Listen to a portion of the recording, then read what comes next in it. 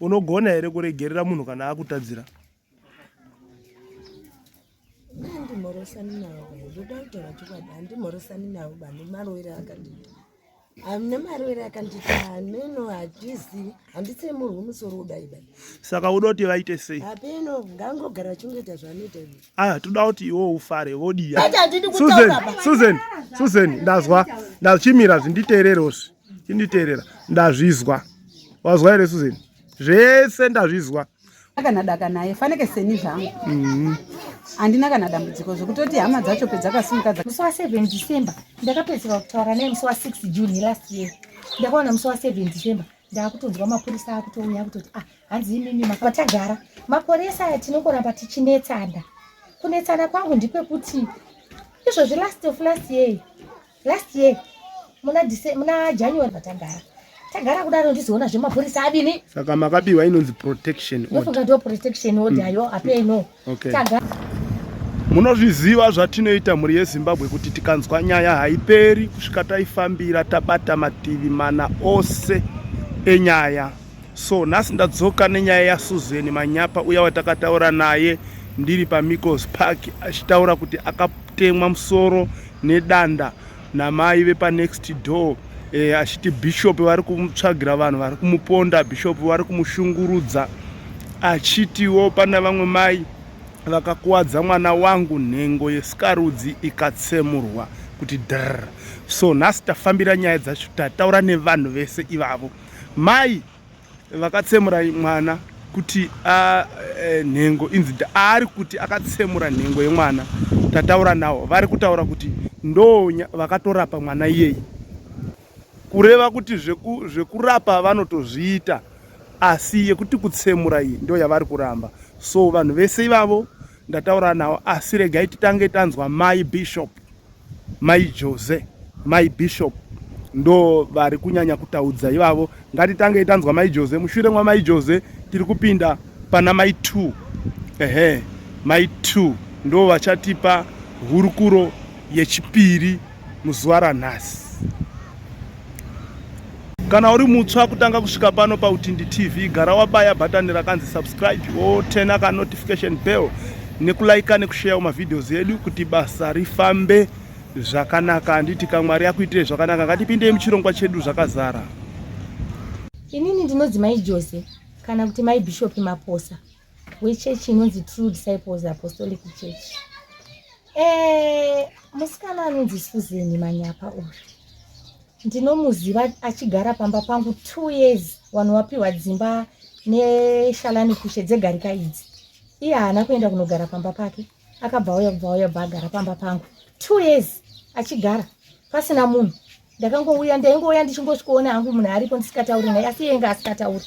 Ndobva ndatosiyana naye 2007.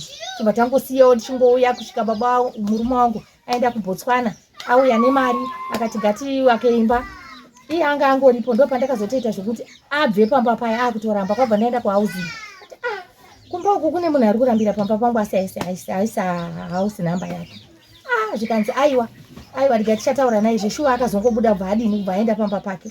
Vanonzi mai Mukaro wepaNext pangu apa wakabva watora dhoo pamba pake ndokubva wamupa. Ndobva ndatora mabhurangeti 2, kamufota nebhurangeti shairo nepurama stofu ndokubva ndamupa nedhishi, sekuti aiwa munhu wakuti anga asikatauri. Ndobva tatongogara munhu asikatauri aingouya achibva kubasa kwake achingoti asikatauri. One day ndiri kukanganwa date racho but 2012 akazoti asati akatanga kurwara. Arwara munhu enge asikatauri akada kuti amwe anongoti kwindiba kwakuchidai mukadzi uyu. Ini ndauda kutoenda kumusangano weZANU-PF. Ndobva ndakati 9 days dzapera idzi, uyu mukadzi uyu haasi kuoneka bo. Ndobva ndaenda pamba ndovhura dhoo kudai ndione munhu akarara akazvizadza madhodhi. Ndobva ndati munhu pamwe akafa. Ndobva ndaenda pamusangano weZANU-PF pamira apa.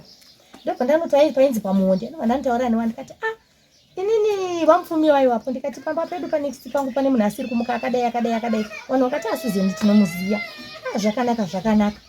Wanhu ndobva tanzi nawo mupfumisa akatorai motikari yemapurisa, ndobva tapiwa motikari yemapurisa zvikanzi endai munomutakura muende naye kuGeneral Hospital. Tatakura munhu aenda kuGeneral Hospital, tanzi tengai madhiripi, ndini ndakatenga, tanzi tsvagai hama dzake, ndini ndakatsvaga, ndabvisa $15 kutsvaga hama, nondaiti ndikangofonera uyu obva ati munhu wekumusha, ndikafonera yoti munhu wekumusha, ndikafonera yoti munhu wenyu wekumusha.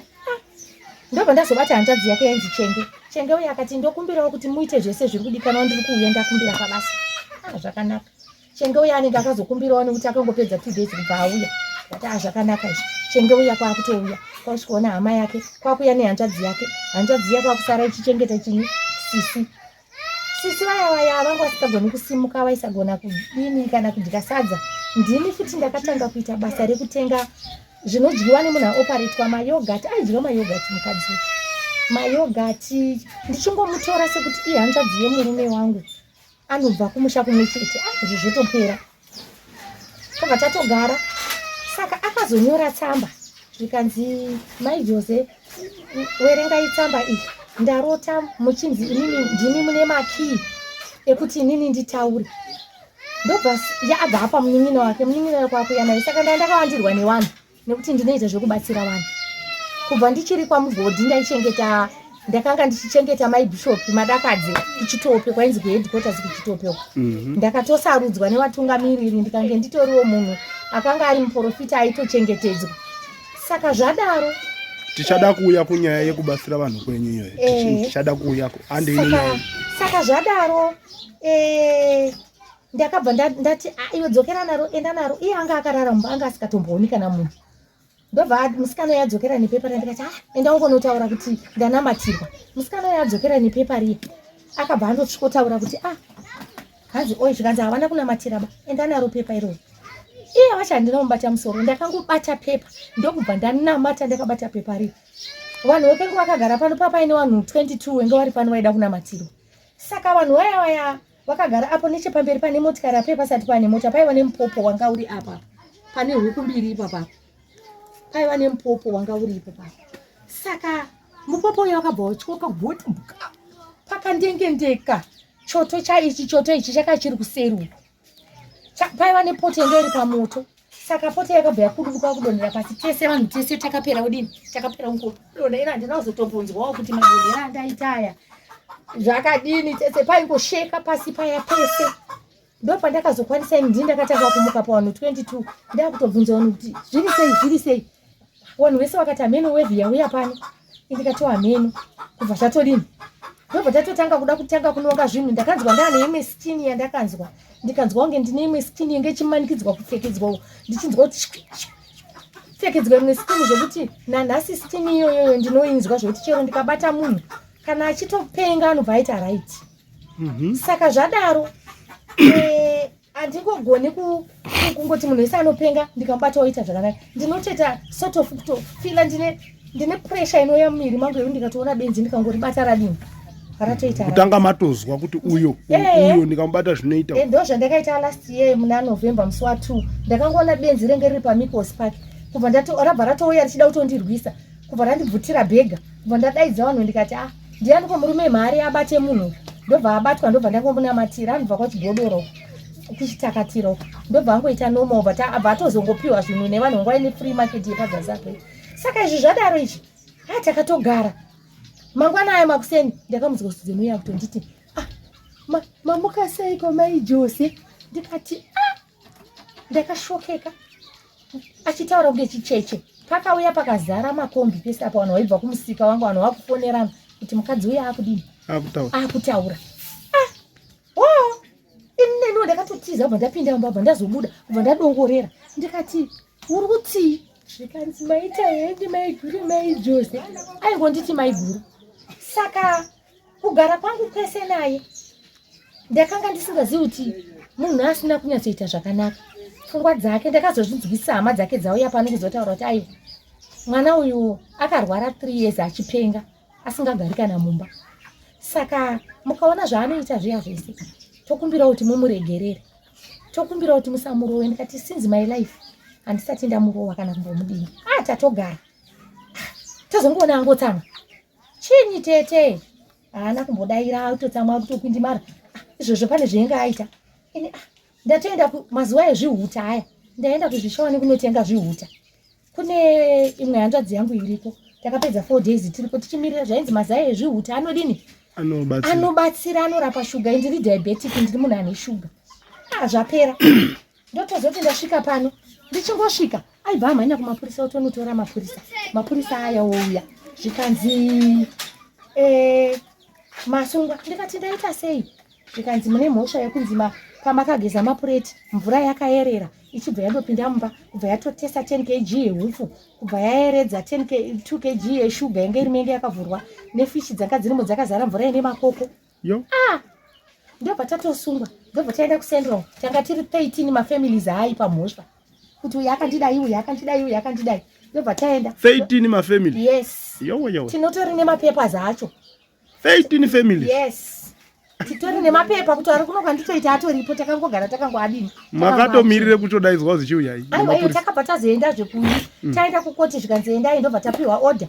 Peace order dziya zvikanzi aiwa imimi ende munota musandonetsane naye. Bota tagara hapana kupera 3 days. Titori kupolisi ikoko kuCentral. Akabva atanga kuti mhoresa tese. Saka order yatakapiwa ndikukanganwa kuti yakanzi eviction order iri. Ndikuikanganwa nokuti zvakanzi protection peace order yekuti tikupei pamba penyu pakanyanya kuti padhuze nepadhuze. Tikati hazvina basa ndobva tagara. Tagara kudaro ndizoona zvemapurisa adini. Saka makapiwa inonzi protection order. Ndofunga ndo protection order yo apeno. Tagara. Inini ndaenda ndichibuda ndichienda kuZambia, ndienda kuMalawi, ndinoenda kuSwaziland, ndienda kuSouth Africa, ndienda nyika dzese. Saka ndakabva ndaenda kuMozambique kunotenga zvinhu 2017 kuti ndinotenga chikafu chekutodya hedu pano ndichida kupawa dzimwe hama. Ndaenda ikoko ndadzoka. Ndichingodzoka ndichibva ndarara baba wangu asipo wangu ari kubotsokana. Ndarara umbongo. Ndotonzwa mapurisa kuma-5 mupurisa iye auya kuti kwakwakwakwa pasina fenzi. Ndichibva ndati ndianiko zvikanzi polisi. Ndikati ipolisi hanziko ndadiko wana wangu wese wari pano. Ndakabva ndabuda panze ndobva ndaona mupurisa akamira. Zvikanzi Masungwa. Ndikati ndasungirwei? Zvikanzi amunondotaurira kamba. Ndikati kuma-5 mupolisi yawe inini handibudiba. Akabudisa ID. Ndikati handiti izvozvo, handina kana mhosva yandakapara, handina kana mwana aita accident, saka kumapurisa handidiniba, handiendi ndouya pachena. Iye akanga ari kutodzikawo nerodhi. Mupurisa uya achibva ndati nhai mupurisa nyaya yangu ndiye zvikanzi mozoya kukamba. Kwakabva kwangoti cheni neshungu ndakabva ndaenda kukamba. Zvikanzi mai Jose makabira Susan bhari sipo yemiri 1 2 kg yeshuga 2 kg yesalt 2 lita yemafuta. Ndikati ndichizviisepi? Mapurisa aende yekumba kwangu nyangwe dai musina henyu warrant of searching ndienda kubvumizai kuti musearch mumba mangu. Mapurisa akashaya pekupinda. Ndakazoya nemapurisa 2. Ndakavhura door ndikati honai inini declaration iri apa motarisa zvese zvirapo kuti handina kuzvitenga iri. Mapurisa yakatoti zvinhu zvacho wari right iri. Ndikati handiziviwo. Mapurisa ndobva adzokera ndobva ndasara. Ndobva tagara. Mapurisa aya tinongoramba tichinetsana. Kunetsana kwangu ndikwekuti izvozvi last year muna January musi wa2 January ndakabva ndatenga imbwa kune munhu anonzi Gidza. Ndatenga imbwa iyi mai wacho wainzi Joyce. Mai wetumbwa itoto turi twiri. Ndauya nato tumbwa twiri. Fenzi iripo. Mai wembwa wayo wakabva watanga kutenderera. Wachibva wabva wati paru kakomba uko kuseri uko ndobva atanga kupopota. Semunhu asikadi zvekudini zvekutaura. Ndakabva akabva ati imbwa dzako dziri kukwara. Ndikati mai tatenda. Imbwa dzangu hadzisi dzangu bauti tichiri tuwana utu. Saka idai dzanga dzakwara ivhu ringadai rabudira kunze. Ringadai rabudira mukati muno. Saka zvarabudira kunze kuna kuti imbwa iri kunze ndoiri kuchera. Ndoiri kuchera kuti ibudise chini? Wana wayo. Zvikanzi alright nyaya yadini? Yapera. Kubva tatogara. Mai wacho havana kuita 2 days. Akabva atswanya mabhodhoro. Ndobva aisira imbwa iyi. Yaifamba nerodhi ngupangomba haina kupedza 2 days ndiraibva mai vaSusan. Susan ndiye akabva akatswanya mabhodhoro. Ndokubva aisira imbwa iyoyo sadza. Ndokubva yadya ndobva yafa. Yakarutsirapo ndichitoona mabhodhoro kuwaima. Kuti maiwe imbwa yaita sei? Hatina kuziva kuti ndiye ipapo takangoti imbwa inofamba inogona kunge yadya kumaraini. Asi paaizenga akupopota ndopatikazoziva kuti ndiye. Ndobva tagara. Ndine zvinhu zvakawandisa zvandakaita palife yemukadzi uyu. zvakawandisa zvekuti asi ndakanga ndingori nepicture yekuti nditete but ndine nguva yandakazoona kuti uyu mukadzi uyu asi nomo. Mwana wake auya kubva kumusha akangopusa akasungirwa dzidzinda dzimuchiuno. Tikati tete mwana musamuvhiringidzeba sekuti mwana abva kupi kumusha. Waigara murumu imwe chete nemwana wake pasina keteni kana vachifuga bhurangeti wani. Ndikamubvunza inini ndikati imi tete maakurara nemurume mukuru akura kudai madii kutsvaga zvikomba naye michini. Tikanzi hayi ndarara naye akanyanya kupusa. Wo mwana uyu akazouya pano. Zvikanzi inini zviri kuita mai handizvidi bainini. Ndikati chini tatenda. Zvikanzi vari kutora chinhu chavo hanzi vari kutora chinhu changu vachindisira muchinhu chavo. Masoko aya abva andiremera. Ndakataurira murume ainzi babasi. Babasi nyaya yakanaka here? Zvikanzi nababasi regerai tigoita zvokudini zvekuona. Vakabva vatanga kugezera mwana parodhi apa. Mukomana mukuru achigadzikwa pasi vachimugeza vachitora achibata munhu wemurume achibatwa nyika yemukati ichibatwa ichivhurwa wese vana vadiki ava tikurirei vaitozviona vana vachiseka achigadzikwa pasi achirova. Saka vanhu vese vangoona hatizivi munhu akazoenda kumapurisa kuti mwana ari apa ari kuabhiyuzwa. Mapurisa akabva auya apa. Mapurisa auya akati atoda kuti mwana aende kumusha kunani. Zvikanzi aigara nambuya aizogara nambuya vangu mai ikoko kumusha kuya mwana uya akanga akupomerwa nzi enga arepa chinyi kuti enga arepa wana twaaigara nato ndokubva adzingwa kuya kunoko. Mai vayo vachibva vanzi nemapurisa muchida musingadi akapiwa warrant mwana ndobva aenda kumusha. Aenda kumusha kuya akagara ma 2021 ikoko ku 2020 ne 2021 ndobva adini ndobva auya vatagara. Isusu tainge tichingonetsana ndikasima mbora anodambura ndikasima muriwo anodambura ndikadini anopinza izvozvi zvakatoita fenzi yokudambuka kwakaita manhingirikini kuisa kwandakaisa jurahoro remanhingirikini anonzi mapepa. Inyaya yekuti hatikwanisi kunyatsotarisana kudai anenge achingondituka. Saka inini ndakamboti akati zvidhoma zvako zvinofamba pamusoro pemba yangu apa kuna matira rudzi wakamboona kupi munhu anonamatira munhu asingatauri kuti atauri ndiko kuromba ikoko wakaromba. Ndikati handiti ndakataudza iwewe waenda kumanika post handina kukutuma ini handitozvizivi. Ndakatozoona vanhu vekumanika post vakuuya pano vakutonditi ndimi nhingi here. Ndikati handisi kuda kubuda mupepa.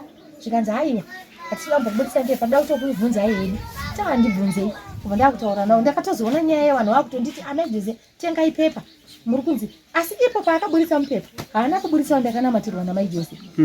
Akaburisa ndakanamatirwa nevanhu vekwamugodhi. Haana kundiburisa ini kuti ndakanamatirwa nevanhu vekwamugodhi kwamaijose dai. Vanhu ndo aizviziva. Vanhu ndo vakazviziva. Asi aenda kumanika post akarwadziwa kutaura kuti ndanamatirwa namaijose akati ndakanamatirwa nevakadzi 4 vekwamugodhi. Ina handichawaziva hangu vakadzi 4. Saka ndakazozviziva. Takatozozviziviswa nehama dzake kuti tinokumbira wakade mukamunzwa achitaura. Tokumbirawo kuti mwoyo wenyu iregere kumanikidzwa. Akarwara 3 years akagara musango 3 years achipenga. Saka zvinhu izvozvo element iyi haina kudini haina kupera. Saka ndipo patakatozonzwa ende hama dzeshe dzinogara dzichitondikumbira ruregerero. Last week iyo dzakauya dzese dziri 3 hanzvadzi yake ndogara ndifonerana nayo achitondibvunza tete wangu vari sei. Ndoti tete wenyu handigoni kutaura nawe ini varipo pamba pavo. Echoti tinokumbira ruregerero munhu uyu akarwara. Saka tinotya kuti kurwara kwacho dai chitotuka hama dzacho hapana wanowira naye kana wani. Munhu uye asingatowirane nehama anototuka hama. Zvakanaka iyi ndobva ndanyara. Saka ndine nyaya dzakawandisa dzanoita. Sorry mama ndikumbokubata yangu. Pane pamati pemakanamata pasi pakasheka makabata pepa. Ndo patiri kutenda ndo pakatanga kuitika miracle handiti yekuporeswa kwemunhu. Then iye aenda kumanika post haana kuzotaura kuti imimi ndimi makamudini. Akataura kuti wakadzi 4 pepa iroro ririko kumanika post. Akatotaura kuti ndakabatsirwa navanhu vekwamugodhi. Handeipa kuti imimi makambomutipira here kuti kana woenda kumanika post ubudise zita rangu kuti ndakanamatirwa nini. Handina kumbobvira ndakataura izvozvo nekuti ndakanga ndisingatodiba kuti nyaya iyi itaurwe. Ndaitya pride. Handina kana kutombotaura. Ende paakatenda kumanika post ndekenge ndisitoripo nditori kuHarare. Ndakatozodzoka ndichinzwa nyaya yekumanika post ndikatonesana kuti naye kuti iwewe wakaenda sei kumanika post. Okay. Ndekuti ndaitotya pride kuti dai ndaitotya ndichinzi masatanisi anobva kuafekta, saka ndisikatodi. Nyangwe shamwari dzangu idzi dzinozviziva kuti maJezi wakati ndiri kuendeswa manika post, I don't want. All right mama. Handei panhau yekubatsirwa kwevanhu. Yes. Zvinoreva kuti vanhu vachiri kutouya vachibatsirwa here pano? Vanhu vari kutouya vachitobatsirwa wakatowanda. Vachibva kwakasiyana siyana. Kwakasiyana siyana. Kutaura kuno ndinotori nemotikari 3 dzandakabva kupiwa. Imwe yacho iri apa. Yo. Yes. Iyoyi. Chitongori chipo yatotakurwa iri kutoita mushika-shika izvozvi mutauni inopaka. Inopaka mumashure meiyoyi. Inopaka mumashure meiyoyi. Wonderful. Ndine Honda Fit, ndine Nissan X-Saloon Arumera. Ndine Kombi. Highest. Woyo. Toshanda kuchiredzi izvozvi. Wonderful. Okay, saka munobatsira matambudziko akaita seapi? Because tataura nyaya yaSusan, asi vamwe vanoda kutobatsirwawo. Inini ndinobatsira matambudziko ese zvawo, asi andinotonyatsoona kuti apa ndinopedza. Ndinoti munhu anopenga, munhu asikatauri, munhu asingabari, wane misha iri kunetsa nezvikwambo. Ini ndinokutuma inini kunotora mega zvidhoma zvenyu, handipindi kunotora, ndiri munopinda unodii? Kunotora? Kunotora. Yo. Yes. Saka vari kuda kutaura neni pamwe because tabudisa nyaya yakadai. Panotoita vamwe vanoti ndingatoda kubata my bishop my Joseph ndibatsirwewo ndine dambudziko, vanokubata ise. Vanondibata pa 0772 943 817. Mungadzi dzokorora here idzodzo? 0772 943 817. Okay, kana chini? Kana 0774 75 9501. Zokorora ifuti idzodzo? 0774 75 9501. Alright. Inyaya yakanaka mama, tichaona kuti tikapedza apa timbotauri naye here musikanawo. Tiona kuti pamwe asimoita mwoyo murefu. Ndiri kutotenda nekuti ndiri kuona kuti makatobvira kare nawo. Mwoyo murefu haufani kuguma.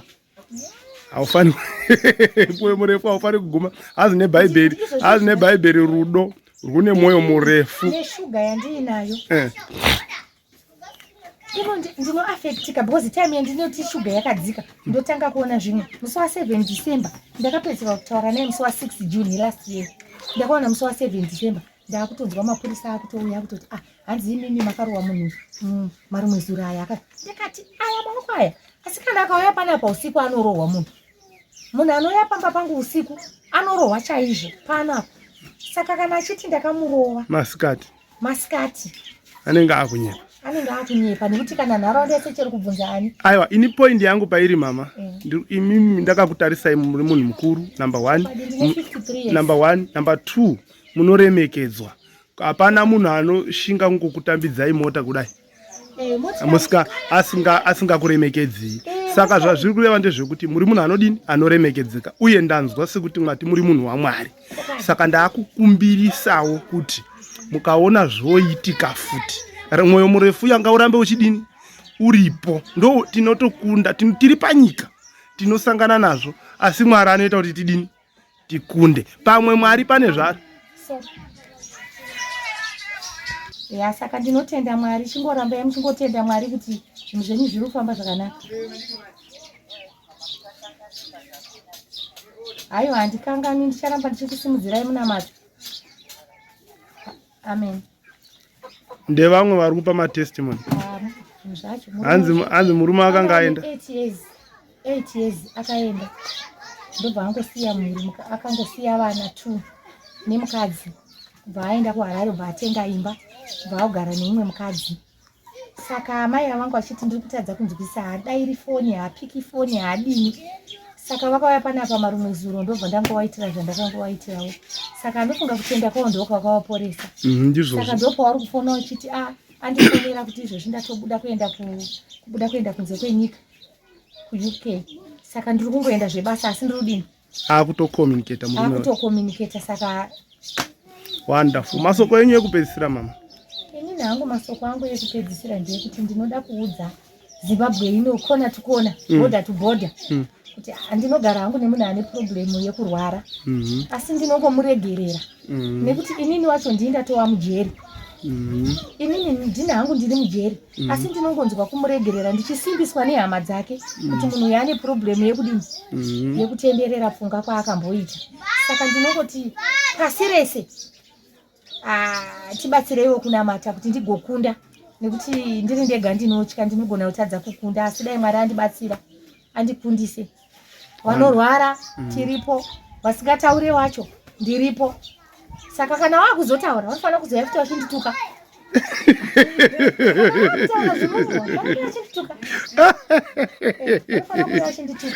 motikari iri apa yakaipiwa nemunhu anga ine 32 years asingatauri anonzi Alfred, mwana wa Alfred Moyo weMinistry of Mines wekuzvishawani ndiyakandipa motikari iri apa.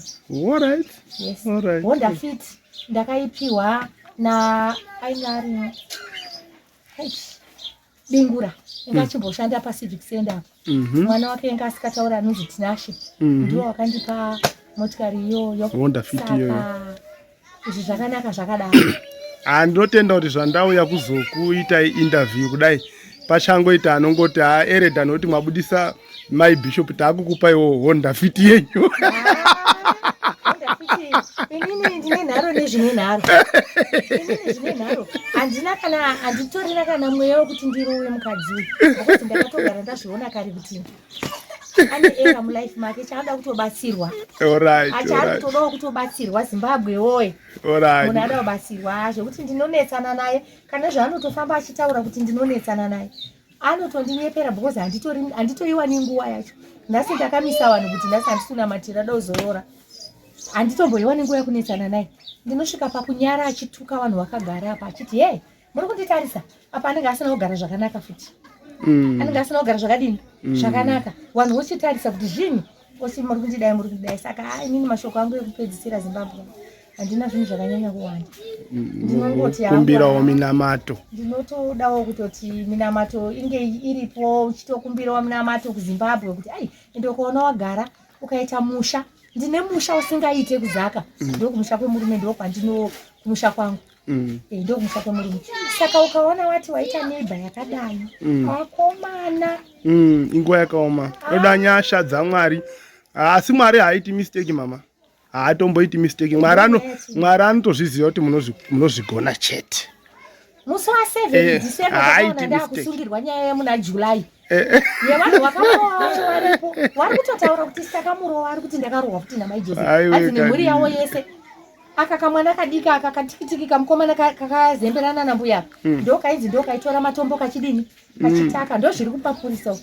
Saka mapurisa akatiti dzokerai tichazokudaidzai taakudini. Saka tichaenda asi zvimumu ndozvida. Meta makumbo ndodzida panapa. Wasinganzwi ndiri kuwada. Kuti muone kuzoshaudwa. Yes. Ndatenda. Ini netwa Margaret Sibanda ndogara pa 9641. Munatidaidzisa kana kunzi Maima Twins kana kuti Gogo Sibanda. Ndogara pa 9641. Inini ndakatanga kupinda muGarikai ndisati ndapinda muGarikai Susan ndakagara naye kuSports Over. Taputsirwa mabhodhi, gore rataputsirwa mabhodhi. Tagara tese ndakatoti Susan sikazivi kuti anonzi maita tenda. Susan usabude kuenda undopema nhasi nemasaini wanga asikatauri. Usaende kundopema. Nhasi tiri kunyorwa dzimba tirimo muSports Over. Zveshuwa tanyorwa dzimba. Zita rake rakabuda, zita rangu rakabuda. Zvabuda kudaro ndobva tanzi mawitness. Susan wakatora Winnet Magocha. Winnet Magocha ndiye anonzi mai Jose, mai Bishop. Ndiye akamira akita witness yaSusan. Ndakatsvagawo vamwe zviro zvedu zvikafamba zvakanaka. Saka taviya kogara kunoku Susan une gore raakarwara handichaziva kuti igore ripi. Arwara kudaro ndobva tatora Susan takataurira vakuru vemuGarikai vana Chairman Moyo vasati vashaika. Vana Chairman vakati fambirai mari. Zveshuwa mari dzakafambirwa. Tikatakura Susan tikaenda naye kuGeneral Hospital. Ndakati inini Margaret Sibanda na Winnet Magocha na mai Jirienga 33 tisi takamuperekedza kuGeneral Hospital. Tasvika ndobva apiwa mubhedha. munhu aenda koona Suzeni ndini Margaret Sibanda kana kuti mai matwins kana kuti gogo Sibanda. Mai Jose vakatenga madrip 6. Inini ndaimuka everyday makuseni mangwanani masikati manheru ndichienda kundoona Suzeni akaradzikwa kuhospital. Suzeni akatanga kubleed ariko ndakabata ropa raSuzeni. Mwana yanzvadzi yamai vacho akazondoona ndiriko akati imimi ndimi ani ndikataura tikati Suzeni inebha yangu. Saka zveri nebha yangu yakarwara inini ndinoita nezve kuUNICEF. Wenda ndiri mukuru wekuUNICEF wokuti ndotaurira vanhu kuti chikafu chiri kuya musa wakati vanhu musafambe musadini tichienda kochitambirira paSt Joseph.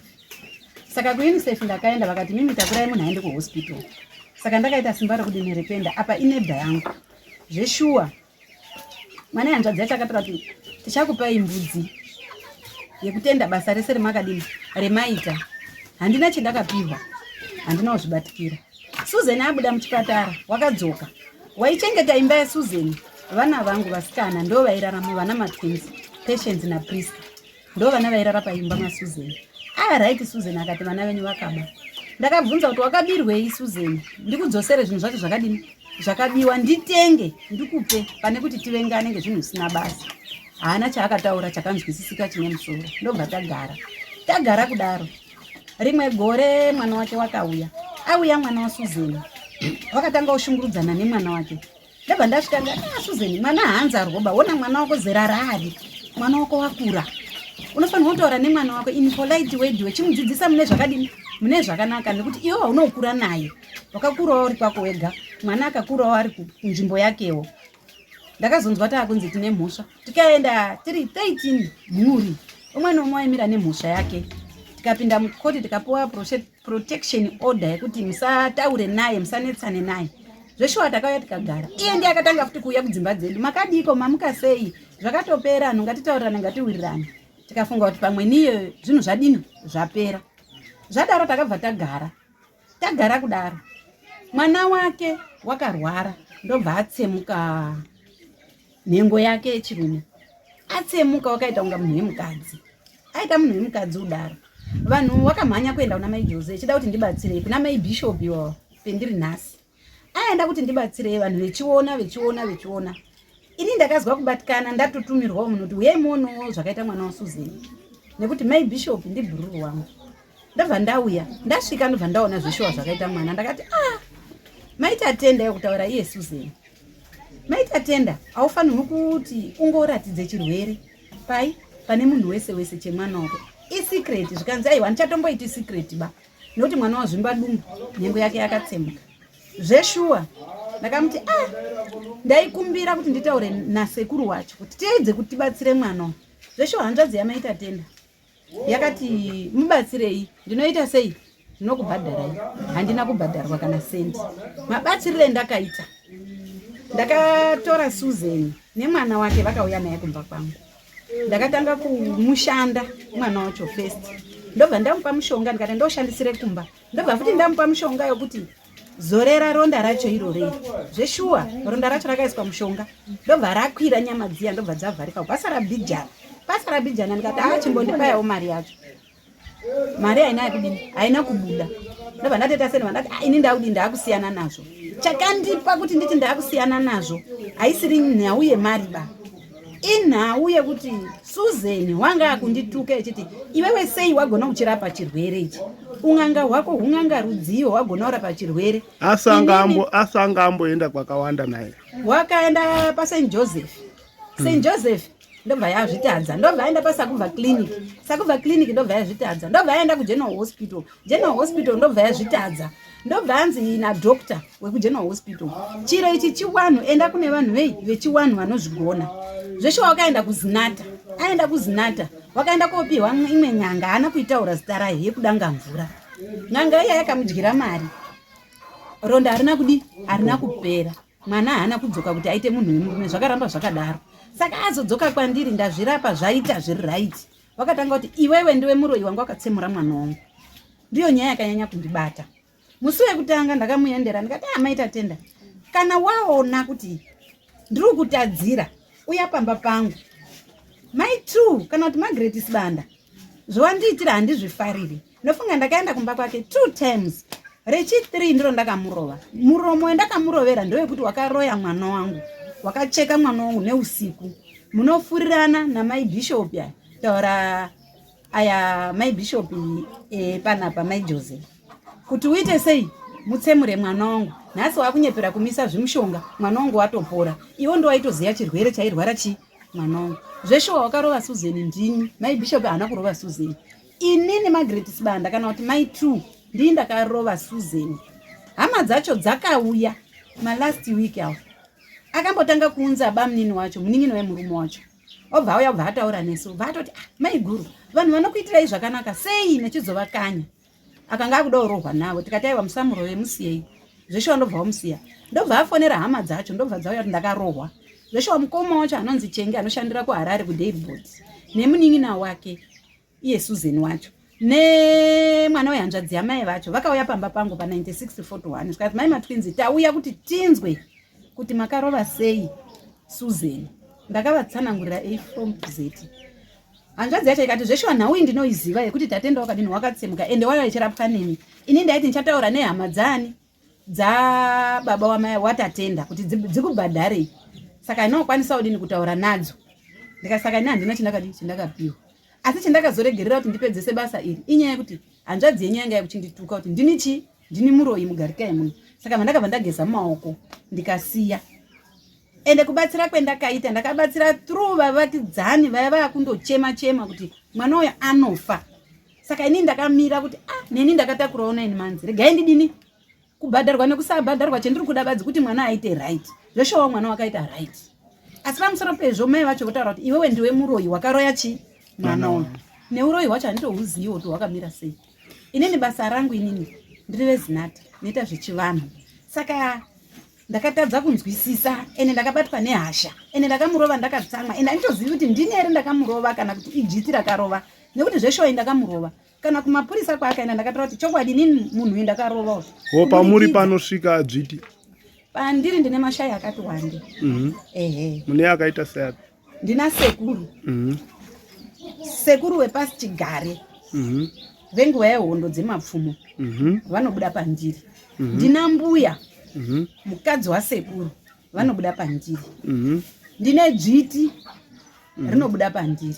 Varwi vehondo magamba aya rinobuda futi pandiri. Ndine manjuzu epaBeira, ini ndiri wekumozambiki. EpaBeira anobuda chitaura chiputukezi chekumozambiki chekuti akabuda munzwi kuti ari kuti chii. Kunze kwemunhu wekumozambiki ndiye anonzwa kuti tiri kutaura zvakati. Nemanjuzu echikuru, anambuya emanjuzu echikuru. Nditori nawo machira acho akasiyana siyana iwawo. Nebenzi rinobuda futi pandiri. Benzi riya sisu kwedu kumozambiki tinoti rinopfeka jira reblack. Rinenge rakati jira reblack nejira rehanga nejira renjiti. Machira ebenzi iwawo ari 3. Benzi rinotorapawo? Benzi rinotobuda. Rinototaura nyaya dzaro rechiseka, rinotobuda rechitoseka rikanga roda kutoita basa raro. Mwedzi webenzi waNovember ndiro shai rangu rinenge richitoshanda iri rebenzi. Ndiro rinonyanya kushanda. Rinobuda rechitoshanda. Rinotoshanda November badzi November ichingopera zvatopera. Rinoshanda mwedzi webenzi. Irori. Idare rinotomirirwa irori mwedzi webenzi. Vamwe vese vanoti benzi hatishandi mwedzi waNovember hatishandi mwedzi inini mwedzi waNovember ndinotoshanda ndinoshanda nebenzi. Okay. Saka munobatsira matambudziko akaita seko? Inini ndinobatsira tomboti vane mashai asikabudi kuti tine chivanhu chinonetsa shai rako haribudi rinoburitsa richitaura. Vane ngozi vaya kunzi vakuru vekare pakaurahwa mumusha makaitwa ushereketwa mune zviri kunetsa tinoburitsa ngozi yacho yechitaura. Tinini ndakabva kwakati zvikafamba zvakadai mopuwa gwara. Tozouya vane dzimba dzinoputsika ndinogadzirisa dzichimira zvakanaka. Ndozouya zvimwewo zvirwere zvakafanana nechatabva kutaura izvi. Icho chichi takatsemuka ichi ndakatochigadzirira munhu akatoita right. Okay, ngatiti pane vateerera vari kuda kubatsirwawo vane matambudziko amataura kana ratabva kutaura iri vanokubatai sei? Inini vanondibata panhamba dzangu dzinoti 0777 08 03 77 ngatidzokei futi 0777 08 03 77. Gogosivanda vanobva kuMozambique, ndiri chizvarwa chekumozambique. Mazvita Gogosivanda. Uyei matambudziko inini ndinorapa akati wande. Nekuti shaine ine dambudziko rokutoti benzi rikauya riri kuti hoi hoi. Rinotorapwa nebenzi. Okay. Vedzimba ndinogadzirisa. Ndine matambudziko akawanda andinobatsira. Okay. Akawandisa nditogona kuzvitsanangudza kuti chakati kana kuti chigunwe kana kuti nzewe. Inini wauya uine mitwaro yako kuti ndauya kutura mutoro unokutaura kuti alright komi chinhatu dzemvura imwa uzive kuti ndasvika padziva. Toita saizvozvo zvounoda ndozvendinokuitira asi chendisikaiti kurombesa. Okay, ndandichada kutobvunza kuti kovana sekuru Sitole vanoti tinorombesa munoti kudina? Inini handirombesi asi kuti ndinogadzirisa zvinonetsa. Ko munoshandidzana seiko newe kuchechi ava vana bishop ngirina vana mai bishop? Mai bishop takagarisana. Makagarisana kubva vachitanga kunamata kwamugodhi. Ndiye bhururu wangu. Iye waitozvishairwawo kuti sei nokuti zviri pandiri nemweya wakewo zviri kukonektana kuti asemasahwira. Saka inini inobata ndangu ndiri kuchivanhu. Iye hake uripi? Uri kuchechi. Ndazvibata maita basa Gogosivanda. Tatenda zvikuru nenguva 9641 Garkai 1. Mazvita. Ndinotombospizawo kuti dai zvandiitirawo. Asi pakushanda ndinoshanda. Kushanda. Vanozviziva vakatsika chivanze changu vanozviziva kuti apa tikatsikapo zvinoita. Plus yamatotaura yandishamisa yemukomana anga akatsemukawo akafamba kwese kwese uko mukazi. Vakafamba mukomana waita kugara pachemba uda achita weti. Asi nini ndakaspiza mashandire angu ndakumbira dare rangu ndakasimudza nyama dzese dzikauya kudzoka panzvimbo. Izvozvi watowo mukomana wekuti kana akaona bebhi apo mutonzwa kuti rane nhumbu kuita hake mwanawo uya unenge aine pfungwa dzakasarira. Okay. Dai kuti mwana wakanyatsa kuti hwe pamwe patoone muroora. Masota. Patoone muroora. Ndakutoziva kuti vabuda kuita mbuya anhingi. Kana ivo vanoda kuterekeswa nembereko ndinogadzira. Alright. Zvakawanda zvendinoita. Mazvita Gogosivanda. Mazvita enyu. Mushure mekunga vanhu vese ava vataura ava ndazodzoka kuna Susan Manyapa ndichivaudza kuti ndataura nehama idzi. Ndine chinangwa chekuti ndimuyananise vasare vakagara zvakanaka but iwe chazobuda ikoko. Ndazodemba kuti dai ndisatomuendesa kune vanhu ivava. Nekuti kwazobuda basa chairo guru kutoshaudhana aramba kudzoreka Susan uya aramba kudzoreka zvachose kuda kumudai aramba kudzoreka. Ngatitange kunzwa ndichitaura naye pamba pake ndichimunyengetedza kuti ndidzoke naye kuna mai Jose namai 2 kuna mai Bishop namai 2. Ndandoda kuzwa ndishoti mwati tisaenda kubvo ndabvako ndataura navo vese. Inini ndinoti kuti kutopedza nguva kuti ndiendepo because vanodiscuss neni futi mabva muchiti havadiscuss neni muchimbobva kuti murume wamama utitorera interview ndizvo mamuchiita nezvo ndo zvavanosara vachiita mamuchiita ndeti saka imi munozama here kuti titongeswe isusu tirege kutaura nemi panapa tirege kutaura nemi kuti munofanira kubhabha uye nemi saka todi murimi muri tishu. Saka matitodi torega here kuenda kuko ndaida kusiya ndakuyananisa ika ini ndinokuyananisai. Inini kuyananisa munoyananisa asi mvumo yakwe unouya achimira pakuti mazoirei mumbama muyadhi mangu. Saka imimi tisi tiri kukushupai saka mangu mapindire. Alright, saka imimi zvatakuita manje mimi nhamba dzenyu ndinadzo anditika anything from now ndichagara ndichikufonera ndichida kuzwa kuti kwakanyarara here kuno. Anditika ndichakufonera indizo kana vakauya mondiudza ndizvo. Zvingaita Zvakateda because azvibatsiri kuti ndirotsika yadhi yake asi ivo vari kuti asi ivo vari kuti kwazi takambokubatsirai zvinhu zvakawanda kubva mukunyoreswa kwemastendi azi mukarwara ava vakatenga madhiripi ere muchirwara vamwe vacho vaikushanyirai. Manzairi ndakaitaura nyaya yekuti ndakaenda kuchipatara ndatorwa namupfumi mumwe murume weZANU-PF ivo vakaenda neniko vateera mumashure pakuona ndaradzikwa mumubhedha.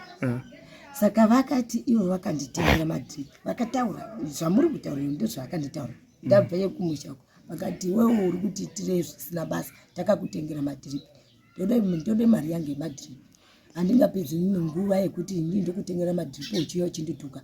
Ndikati aiwa ndatsiura kuti vonai zviri kuite vana ino vari kutike magwere anga apa. Asi kubatsira vakakubatsira izvesho nemadhiripi acho. Madhiripi inini ndakanzwa kuti vakanditengera. Mutori flat mamusikuziva zvama. Handi manzari vachitaura ndiri pambedha. Saka fikisi yacho ndiyo ndinotseka nayo kuti muzorore munhu uya wamamunaye muchipatara hamudi kutsurwa. But inini nyaya yangu ndeyekutsiura. Muruza ndiye ndivhokwa pano. Chero mai vakuzvisiva pana nyaya yavakanditengera futi kusere ndiye une zvaitika kuno. Asi vakapiwa here protection order nemapurisa? Protection order irimo. Munayo. Saka zvinonzi yapinde dzinyiriri haichashandi. Saka ndiyo yatakavhurisa. Inotazoshanda nei? Chinzwai. Ndakandovhuriswa futi dhoketi. Ndavhurisirwe dhoketi futi mumashure meepisode iripo. Zvikanzi iyi tuvhurisa irimo yaishandi. Ndaenda navo ndakajatirwa ndakabate dhoi mwana wangu anga akagara pa mbuya akagara mapurisa auya ma4 vakadziva iri mahindira mota yakanzi mahindira yemapurisa yakapaka pagedhi pamapinda napa. Ini tiri kutokwesha chembe yangu makusini zvotonzi manyapa ndatona amira ndotochekwa mapurisa anondinetsa ndozvandakaita zvikanzi iwe dzika ndotobatira kutoti ndipinde mumba kutoti handidi zvokuchanyitiswa mapurisa ndokubva handibata mupurisa wokuti ndibva vanditija pasi kuzviya zvokuti ndiradzikidza kuti ndaramba kuite musungwa kuti ndindovhurise dhoketi kwaundisi cheni ndakagorira rapa uyu wotochema kuti muri usungire vakati nyaya yekutanga iwako yauchiti ndiri kunyimwisadza pano tasunga mayako plasi yekuvuko vari kuramba mayako ndovhurise dhoketi nokuti toti vanhu vanokushupai tivasunge.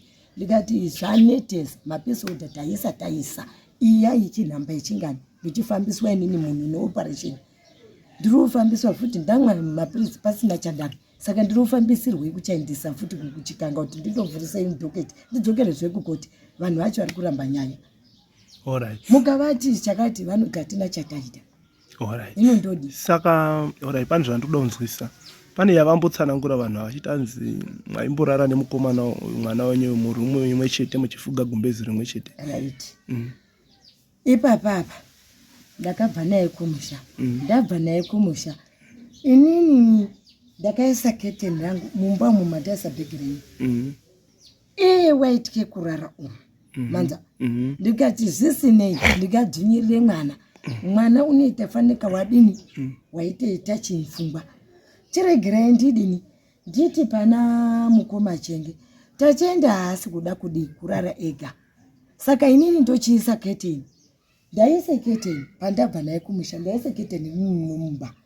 Saka inini nditazonzwa nyaya yonzitaurika kumarodhi uku asi ino nyaya yetopaka kumapurisa ndakazoona tsamba apa muri kuona apa padhoiri yapa Susan Manyapa uya uno makuseni atei atidi kukutsvaka kana kukuikira kutinonokera kuti isusu titange tauya iko kuuya kwega natatenda. Ndironzwa nyaya yekuti kwai munofuga jira rimwe chete muimba imwe. Ndikati inini mwana wangu unorara parti keteni riripo nanhasi maketeni acharimo. Ndakatomadambura hangu ndakutorara nambuya ndimune keteni uyu side inside ndochirara pamubhedha pangu iye achirara pari pasa. Azi iye mwana wakambosvika kwatiri neivo vahanzi vachiti hanzi mai vanotora chinhu changu manikidze kude kuisevonezvozviona muri kuzinza mbuya ivo ndo vari kupinze katuni yemwana munoziva. Pandakaenda kumusika inini ndakadzoka inini ndovhunza tatenda waswapanero zvikanzi ndatorwa ndivanuwe vari kurodhuku anonzi kumuredhi munuwe nanamai wikira ivavo vabva kutaura navo vandimanikidza kuenda kuchikanga pamasumuka muchiinda kundotengesa maswiti vasaraenda neni kuchikanga nenyaya dzei zvikanzi nenyaya tsamba yemakatakanyurwa hanzi kwanzi inini ndiri kurara nemi saka inini ndanzinda undoti tosunga makere ndikati masvona ndonyaya yandakatambira ndichitsvete maswiti mumbamo ndakamira alright pane anzi maimbopota zvemuchimugezesa panze here mwiri maimugezesa mwiri nyaya yekugeza ndomubvuma wanga achiramba kugeza wanga asingadi nokutonzwa zvokutoti nditi tatenda wakashote pfungwa here unomanya usina hembe mazvona ndo nyaya yandanda kumubatsira nogezesa ndotoona kuti abhisi yandakutoita handichengetedze mwana wangu ndichimugeza ndega saka ndoimwe tsamba yachitu yandakazoona futi ndaingoti ndikaenda kumusika yasara iwo chetu uya kuno toda kunzwa kuti unogezesa mwana wako sei saka pandakazoenda naye kupolisi kanzi shit mwana unetafanika akabisike pfungwa saka pandakazoenda naye kwadhokota pazotsemukanzikanzi amai mwana wenyu makamubara mwana wakachema here muchibudisa mudumbu ndofesi yandikabvunzwa ndikati haana kuchema asi nesi vakamubudisa achiti mwana waneta ndobva murova apa vangoti ndobva anyarara asi kukuva nemupenyu wanga uri mupenyu vakubata neruoko rumwe kwandezisemugirasi asi haana kuzotombobvira achema haana kuzochema wakazochema kwekutoti kuedzera kwokuti ndode mukaka asi nguva yaitarisirwa semwana abva kuzvarwa vese vanga chibuda achichema achigashirwa iye haana kuchema wakaiteti kunzwai wangoti nyese izvozvo kwakutonyarara ndo machemero akangoitarisa saka dhokota akati abhisi yamunoita munobata kana kugezesa munoi mwana wenyu mwana wenyu kana ichochi chacho asingakwanisi kugezera chinga abhusika chikaite chino mugibata mugezi madzidzisa saka ivo votora ava vanondiise kundondijambire mupfungwa dzangu kuti vanditi vandiise kumapurisa asi zvaazvakanaka nai Susan zvakanaka kutoti vanhu vari kuonawo nyaya iyi kana patv havafani kuti Susan wazoramba kuenda kuyananiswa nehama idzi zvozonga iwowo nezvauri kurambirira because ukakusuda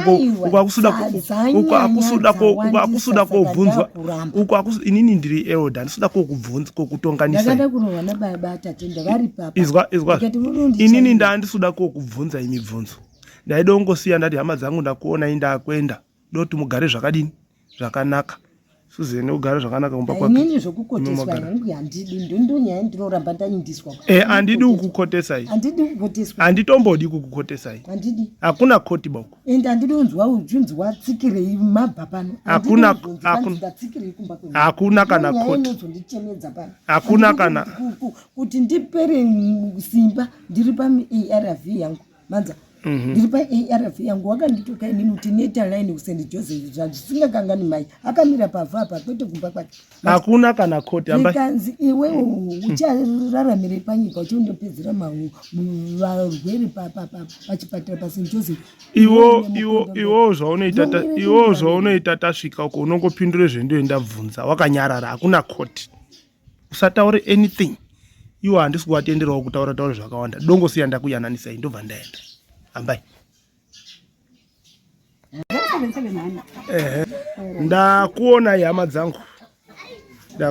hama dzangu ndadzoka ndikandoona Susan kataura naye kuti tiuye naye panapa ndangoya kuoneka kuti takuonai ndaakwenda Susan ndataura naye imi mose ndataura nemi chatiri kukumbira ndechekuti Susan kana kune zvakaitika zvapfuura wazvizwazve wazwazve Susan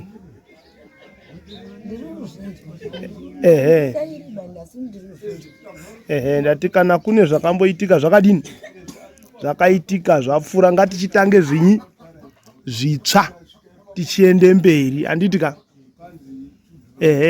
tiri vanhu tinoshaishirana tinogadzirisana, tinoregererana. Ndazwe zvakawanda kuti mwaibatsirana kubva pakunyoresa dzimba, muurwere, matambudziko akasiyana-siyana.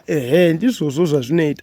Asi da kuti muzive kuti mwese makadai, muwengi wenyu mwese makadai, mwese iwani, anonzi Satani. Iwo hausi muwengi wa mai Jose, and hausi muwengi wa mai tu. Iwo vese apa hapana muwengi wako. Asi your permanent enemy, mwese makadai, muwengi wenyu ndi Satani. Mukazviziva izvozvo, muchaona kuti pamberi apa muchagara nemufaro nerugare nekutofara zvisingaiti, nekuti nemauze kuti Satani uya wauya, ngati adjust, toita sei? Pamwe wanga ane hasha ozvidzora, wanga ashaishe kuzwa ozvikorekta, totogara nemufaro nerugare, zvinhu zvichitodini, zvichitofamba zvakanaka, tichitonamata Mwari. Plus ndiri kukumbira kuti tisangogara vanhu tisinganamati Mwari, nekuti Mwari ndiye unotiitira zvakanaka. Handitika wazwa here Susan? Ndakazvinzwisisa hedu pakauya hama dzacho dzichitaura nesu nekumborwara kwaakaita nechiraramo chake, takazvinzwisisa. Mukoma wacho nemwana wehanzvadzi yamai vacho nemunin'ina wake vakauya vakanditsanangurira kumba. Kubva musi iyoyo ndakazvinzwisisa kuti zvishuwa Susan wakamboita dambudziko rekurwara. Saka takazvigamuchira zvekuti kubva mazuva acho iwawo handina kana daka naye, fanike seni zvangu. Handina kana dambudziko zvekutoti hama dzacho pedzakasimuka dzakati maitu tikukumbirawo nemwoyo werudo tikundotsvaga mari inoita 50 years. Vakatotaura kuti munoda mari pabasa remakaita pamwana. Isusu takundotsvaga mari yacho. Isusu hama dzahani dzaSusan tatsvaga mari yacho, toda kuti mupedzese kurapa tatenda mwana wa Susan. Saka inini ndakamirirawo. Munin'ina wacho akati inini anchaziti munin'ina wacho kana mwana yanzvadzi yamai vacho vakati inini ndoda kutenga 6 meters dzeAfrican attire timusonesere dress rekuti zveshuwa makaita basa. Mari tiri kumutsvagira mari inoita 50 years pabasa remakadini remakaita. Saka inini hangu maita tenda ndakagara ndakamuregerera kubva mazuva ndakamurova, ndakazvikorekta kuti aiwa zvimwe zvacho zvinodawo kundomusiya akadaro. Totoziva hedu kuti urupazwa here Susan? Zvataurwa izvo uruzvizwa? Vari kuti handina kana problem newe, takaregererana. Ameno iwe pamwe ndiwo wasara usina kugona kuregerera. Unogona here kuregerera munhu kana akutadzira? Handimorosani nawo, ndoda kutaura chokwadi, handimorosani nawo bani marowere akandita. Hamuna marowere akandita, neno hachizivi, handitse murwi musoro udai bai. Saka uda kuti vaite sei? Hapeno, ngangogara chingeta zvanoita ivi. Toda kuti iwo ufare, vodiya. Ndofara vakanditsemura musoro, anga ari mwana wake. Kuti iwo ufare. Waifara here, tombodzokera pazviri. Waifara here, kuti waingoramba achingeta zvinhu zvaari kuita izvo. Izva zvimbonteerera Susan, wati hausi kufara nezvavakaita. Kuti ufare iwowe, ava voita sei ava? Hapana chandingagona kuti vanditi.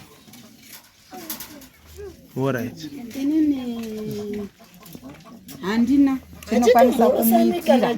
Ende inini handimhoresani naye, handitauri naye. Chendinototi inini ka. Ende handigoni kumuitira something. Because iye ndiye akandituka. Okay. Kuti ndizomurove, kundituka. Okay. Kuti ndiri muroyi. Okay. Ndini ndakakuvadza mwana wake.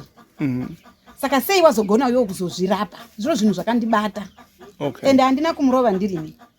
Ndakatomurova patori nevasharuka vakabuda pandiri, ndo vakatomukwatura zvokuti inini ndega ndakazoti zvapera 2-3 days dai kurufirwa hangu ndirizotakurana nengozi. Ndozi maitu vakarova murwere zvako vakazvigarira. Asi mazvinzwisisa zvezvaari? Hai, takazvinzwisisa. Isusu kubva mumashure ka taitomunzwisisa nokuti patori nezvakawanda zvaitotiitira.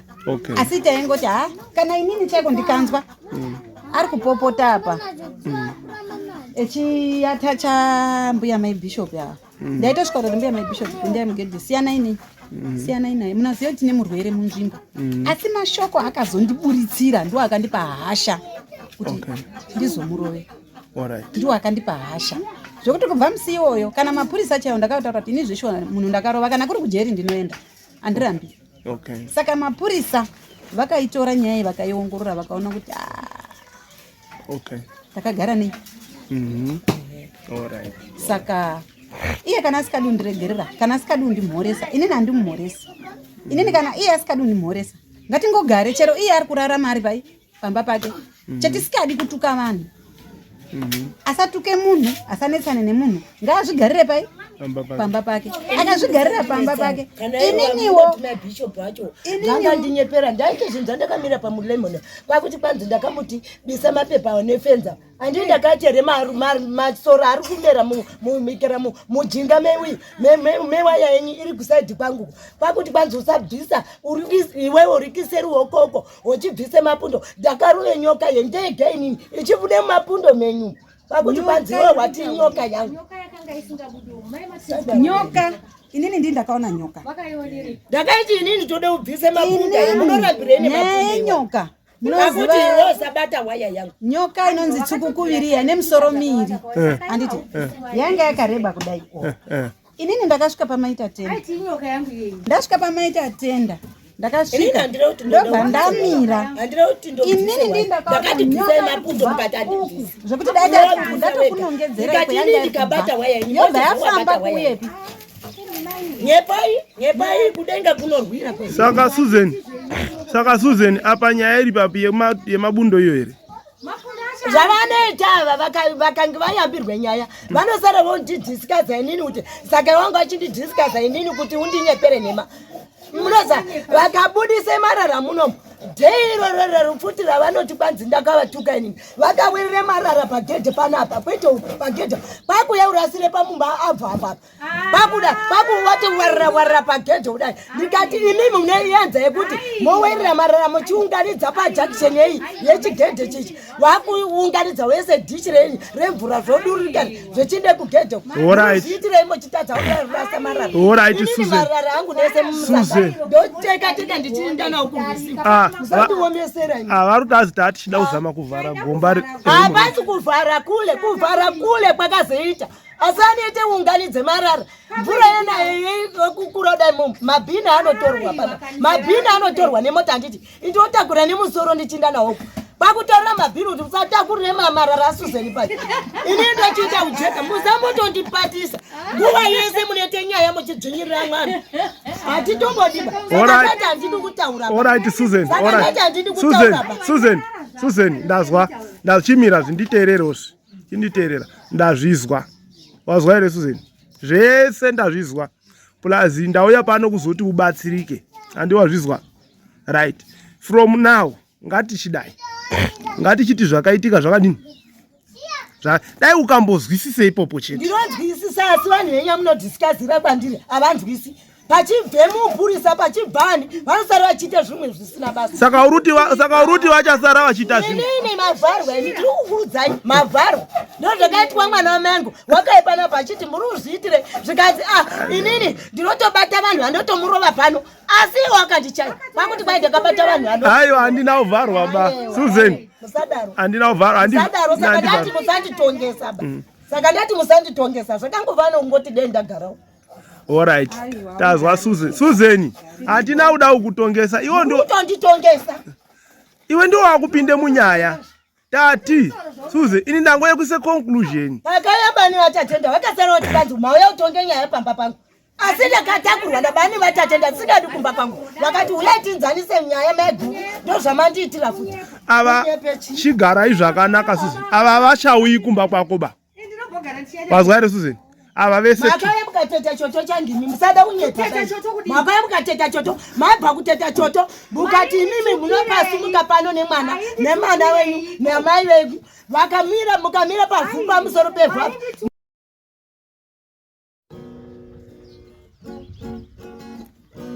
wagomana uyai muone zvaitaka television Utindi TV yasata